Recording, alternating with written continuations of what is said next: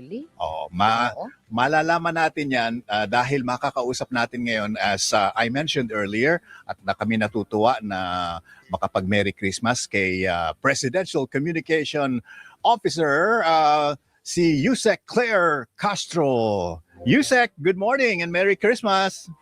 Yes, good morning, Sir Peter, Boss Peter, and Rika. Sensya na, alam mo naman, pag 9:30, peligrosong oras. Alam namin. Kahit saka may nag-report na nga sa amin yung Radyo Patrol na meron kang press con o pulong balitaan in just a short while. Yes, opo. Okay. Hindi ko na kayo mahindian. Oo nga. Thank Naku, you, Yusek. Maraming salamat. Merry Christmas. So let's Opo, get Merry this Christmas. out of the way, Yusek Claire. I want to be very sure na baka sabihin nila, ba't niyo tinatanong? Meron pa pong inaantay ng mga impormasyon si Yusek Claire in preparation for that press con in about an hour's time. Okay? So ang pag-uusapan natin ngayon, hindi si Yusek Cabral for the meantime at least, at etong si Diskaya. Ang unang tanong, nasa kustodiya na po ba ng NBI at naisirbi na yung arrest warrant kay Sara Diskaya? Yes po, nandun na po sa NBI, nasa detention cell po ng NBI, si Sara Diskaya. At magkakaroon pa po kasi ng hearing sa DOJ ngayong araw. Okay. Pero pagkatapos po niyan ay ililipad na po siya sa Cebu. So does it mean hindi siya pwedeng mag-bail? Non-bailable po ba ito? Lumalabas po, na no bail po siya. Okay. Lumalabas po. Next question, bakit po si Sara Diskaya lang at hindi si Curly? Hindi ako masyadong particular sa facts of the case, Sir Boss Peter.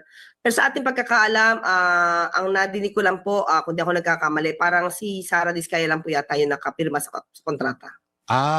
Okay. At among so many places, Davao pa yung unang na ungkat dito po sa mga kaso laban kay Sara Diskaya. Dahil oo. ghost project po, parang Oo. nauna siyang nakita na ghost project. Okay. Kaya mas madali po siyang sa isang pa. All right. Paano po ang mangyayari dito, Attorney Claire? Kasi hindi lamang, marami pang proyekto, no, ang mga kumpanya ng Diskaya. Una, dahil ito yung una, dito muna siya unang lilitisin. And then if there might be another one, ililipad din ba siya pagkatapos matapos nung paglilitis nung kaso sa Davao? Yes, pag ganun po mangyayari. Depende po sa lugar. At depende na po yan kung paano siya lilitisin. Allowed naman po yung Zoom. Online. Pwede naman Yes. pala. Video conferencing.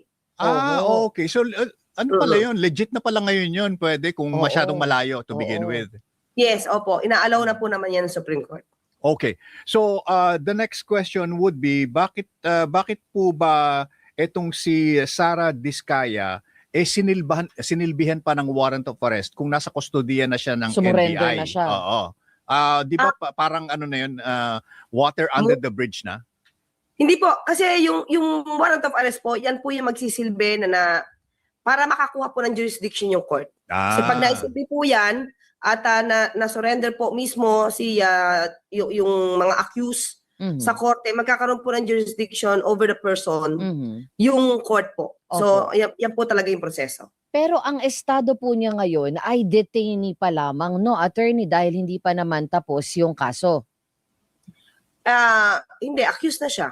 Accused na. Kasama po ba Accused siya? na kasi may warrant of arrest. Opo. So, So, ngayon lang kasi temporary nasa detention cell siya because kahapon lang naman na isilbi yata, kahapon na-issue yung warrant of arrest. So, sinilbi sa kanya.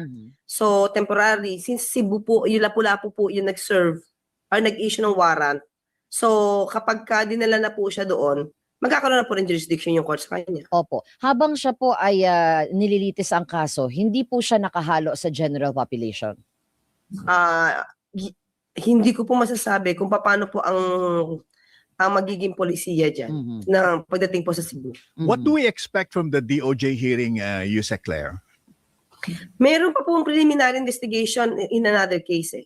So, yun po yung sabi po ng NBI. Yes, opo. Not related to this Davao Ghost Project? Opo, kasi tapos na po siya. Tapos na po yung hearing about sa Davao Oriental. Okay. Tapos na po siya sa preliminary investigation. Kaya po nasa court na po yung kaso. Mhm. Okay, I'll switch another topic with your permission, Yusek Clara.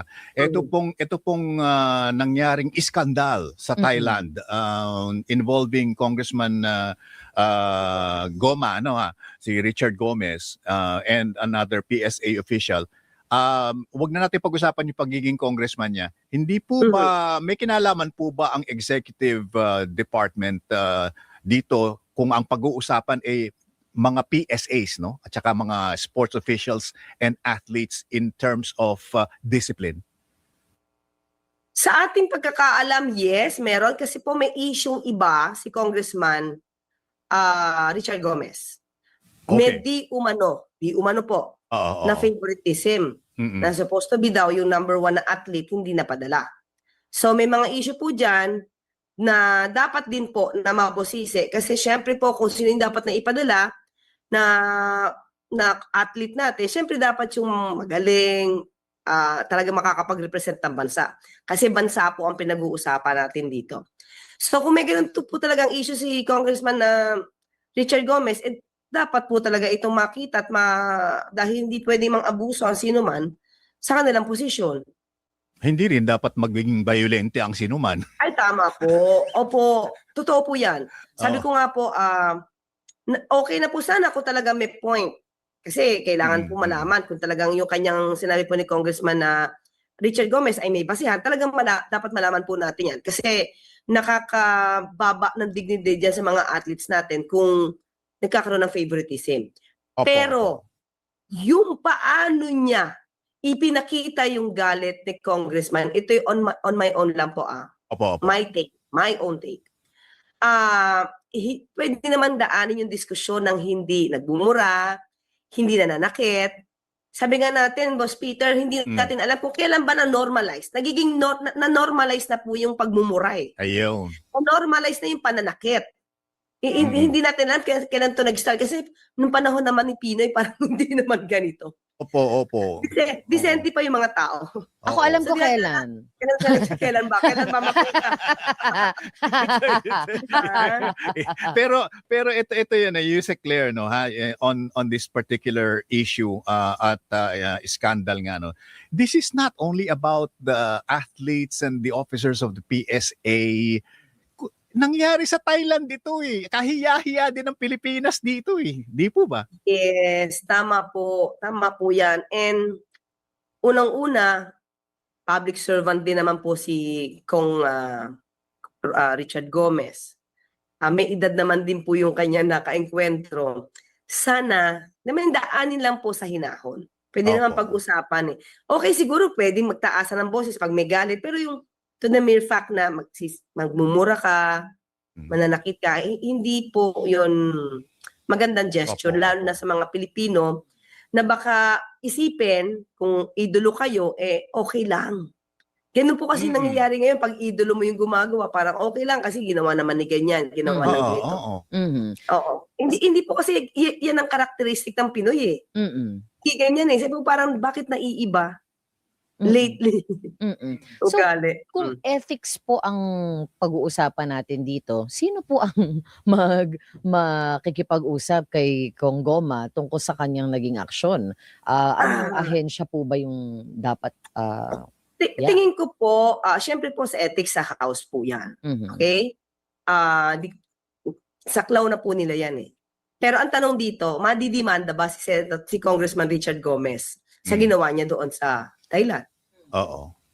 Kasi kung pag-iisipin natin, sir, walang yung bato kasi, yung pagbato kasi, unless meron nagkaroon ng pasa or sugat or what, hindi siya makukonsidered as physical injuries, di ba? Unless nahilo siya. Kung hindi siya papasok sa physical injuries, yung bato can be considered slander by deed. Alam niyo yung pamamahiya, hindi sa pananalita, kundi sa gawa. Yung pagdura, pag-spit, that's slander by deed. Kasi pinahiya mo siya Yung pagsampal, di ba? Slander by deed yan. So yung tingin ko yung pagbatok is also slander by deed, but that's a criminal case. The question is, can Philippine Fencing Association President file a case against Congressman Richard Gomez because of that act? Hindi. Kasi the crime was committed in Thailand. So, ang criminal case natin dito is jurisdictional. Kung saan naganap yung krimen, doon lang pwedeng isampa. So, kung hindi naganap sa Pilipinas yan, walang mangyayari na criminal case na pwedeng isampa. So, anong pwede? It's just civil case. Danyos. Aba, Bakit? minura-mura din daw po siya. Yes. Hindi po, okay. Ang mura po under sa mga cases po na-decide po ng Supreme Court, pag nagmura ka out of anger, parang out of anger lang yan eh. Hindi siya makukonsider na defamation. Oo.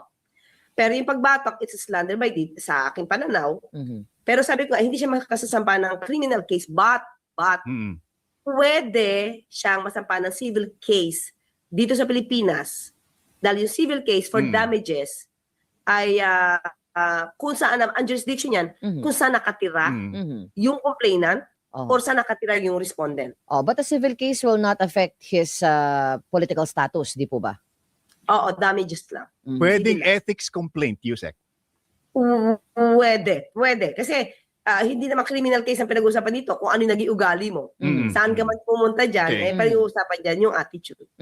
Sige. So, siya ang flavor of the day ngayon.